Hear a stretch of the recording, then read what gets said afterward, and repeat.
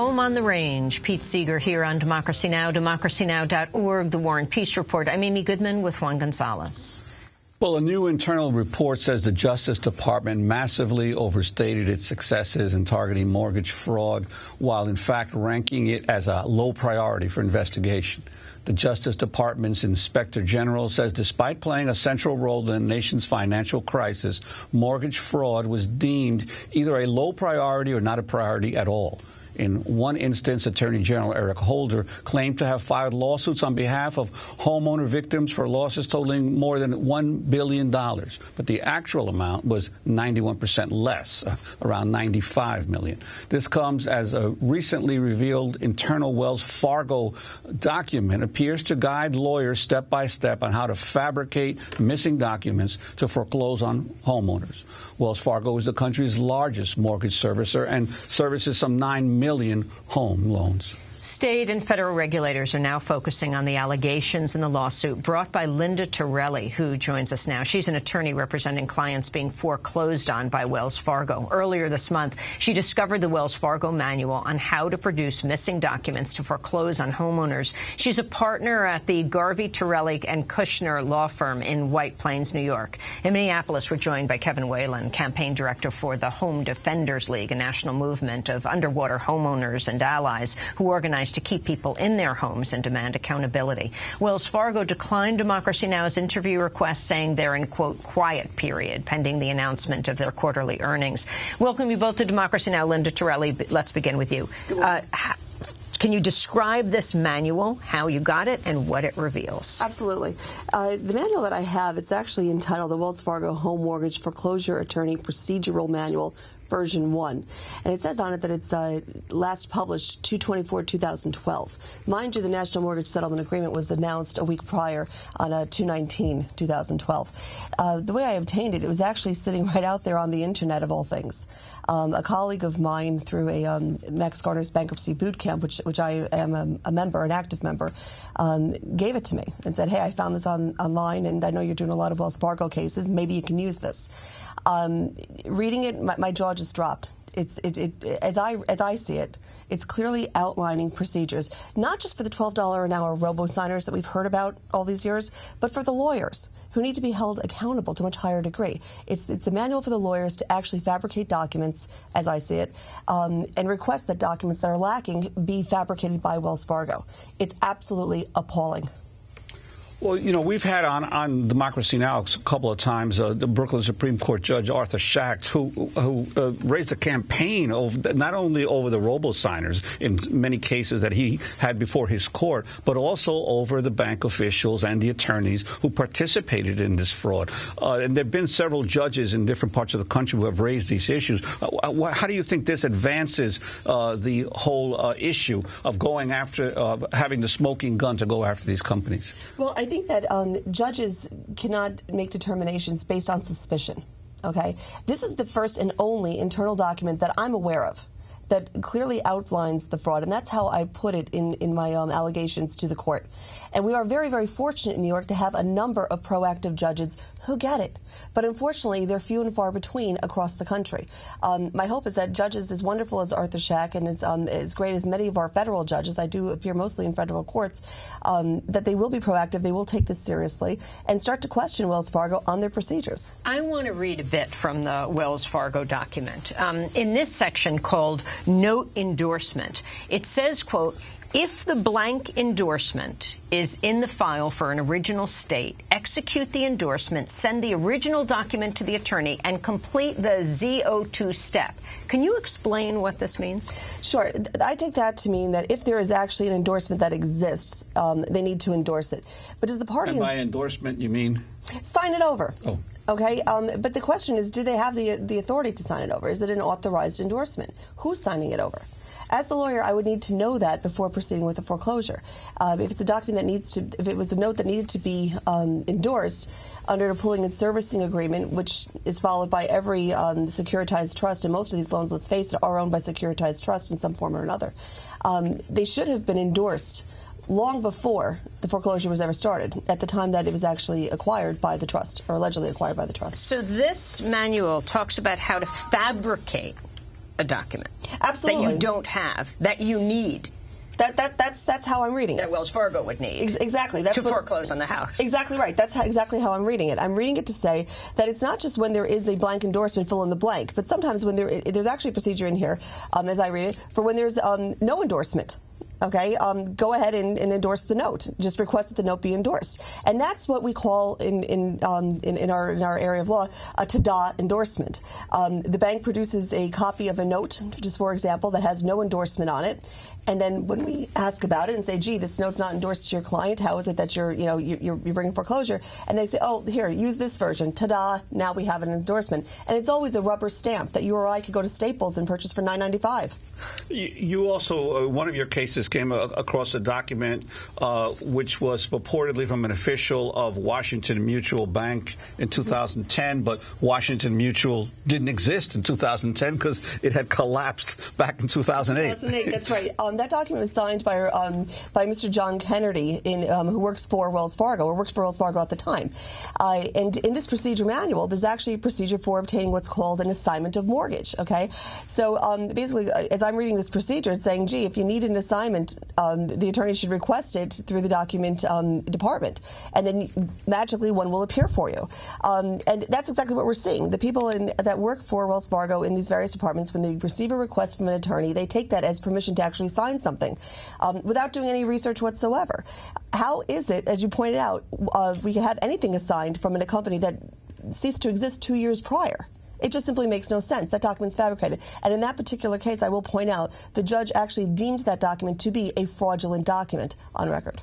I remember when Congressman Marcy Kaptur was standing on the floor of the House and telling homeowners, stay in your homes and demand that they produce the note. Produce the note. I wanted to go to Eric Schneiderman. Last May, the New York Attorney General announced plans to sue Bank of America and Wells Fargo for violating the terms of a settlement aimed at curbing foreclosure abuses. The $26 billion settlement was reached in 2012 between 5 major banks and 49 attorneys general. It provided basic protections for homeowners, such as requiring banks to notify them about missing documents within a certain time period. But Schneiderman said the banks had violated the terms of the settlement with impunity. At the news conference in May, he lifted a massive sheaf of papers to show the hundreds of complaints issued by homeowners against the banks. 2 of the participating servicers, Wells Fargo and Bank of America, have flagrantly violated their obligations under the settlement. I've sent a letter to the Monitoring Committee, the body that oversees the implementation of the National Mortgage Servicing Settlement, notifying them of my intention to sue both Wells Fargo and Bank of America for noncompliance with servicing standards spelled out in the settlement. This enforcement action, which is the first taken under the settlement, is based on 339 individual complaints from New Yorkers against these 2 banks in just the last 6 months. Linda Torelli, can you explain what happened with this case? Yes. Well, first of all, I want to point out, and very much to Mr. Schneiderman's credit, within 4 hours of the New York Post writing the article exposing this document, within 4 hours, I received not only a phone call, but an email from Attorney Schneiderman's office, and we had a long discussion about it. I also received the phone call and an email from the New York State Division of Financial Services.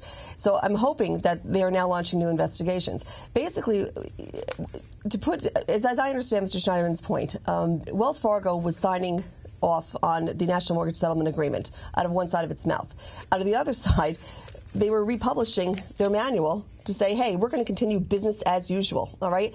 Throw some money at it, it's done, quiet down the homeowners, and we'll just continue business as usual. And that's what we're seeing. That's exactly what we're seeing. Kevin Whelan from the Home Defenders League, can you put this in a national context of the mortgage crisis? Here we are now, 6 years into the home mortgage crisis that crashed the entire economy. Absolutely. Thanks for having me very much today. The We hear every time there's an uptick in real estate prices in some parts of the country that the foreclosure crisis or the mortgage crisis is over. And certainly Wells Fargo and the big banks are back to making record profits and feel like everything is great. But foreclosures are still tearing apart many communities, particularly communities of color that were targeted for predatory and subprime lending. And 1 in 5 American homeowners is still underwater, meaning they owe more on their house than the house is currently worth. So we've made the banks whole without effectively curbing their abusive practices to give homeowners the runaround, to use falsified documents, and to rush toward foreclosure when there's a perfectly good way to reach a different settlement. And they've not done enough to make homeowners whole, including doing principal reduction that they promised to do under settlements. And can you respond to this latest news about the Attorney General, the office, making a low priority or no priority at all going after these mortgage lenders? Yeah, absolutely. It's the news is no surprise to people that have been fighting foreclosure in communities around the country. We work with 25 community groups and are an at-large organization, so people can come find us at homedefendersleague.org and get on a phone call and learn how to start a petition and fight for their homes.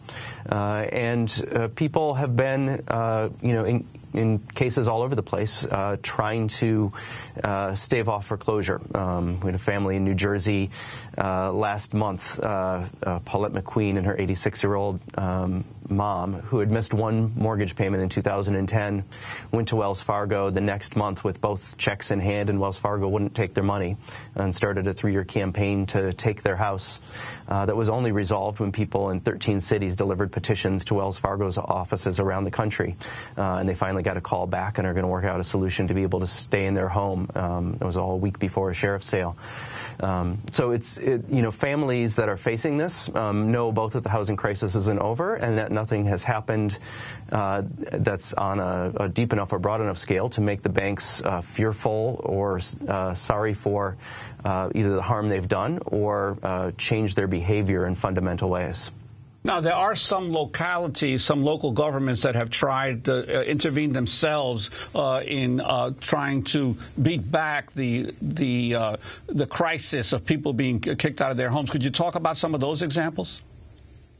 Yeah. One thing that's we know there's something to it because the banks led by Wells Fargo are especially panicked and angry about this solution. But in Richmond, California, I think you had the mayor of Richmond, Gail McLaughlin, on the show before, has been a city that's led the way, and many more are going to follow, to enact principal reduction, meaning resetting loans to their current market value on the local level.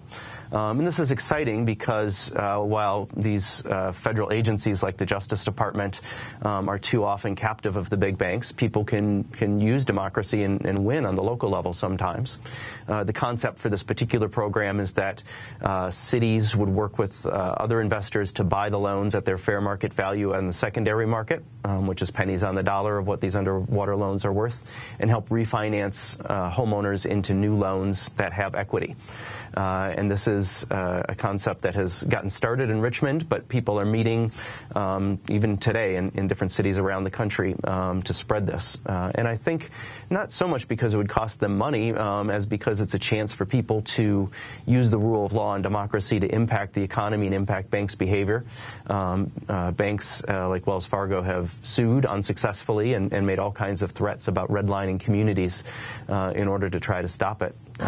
People can go to fightingforeclosures.org and learn more about that particular plan and get involved in that campaign. Kevin Whelan, you've been arrested outside of Attorney General Eric Holder, outside the Justice Department, demanding more action. And yet, Linda Torelli, we have this latest news that that the Attorney General claimed to have filed lawsuits on behalf of homeowners victims for losses totaling more than $1 billion. In fact, it was 91% less than this at $95 million. What do you think should happen? Who gets prosecuted here and who is let go free? I think that at this point, let's face it, we're never going to see a perp walk, as much as we'd like to see one, because this is illegal activity that we're talking about. At the very least, I think now this document gives the New York Attorney General free access to every attorney who's ever followed this manual and hold them accountable, because it is illegal. And we are held as attorneys to a much higher standard. We have to do a certain amount of due diligence, and we cannot knowingly produce false documents and submit them into a court of law. Our entire judicial process is based on integrity.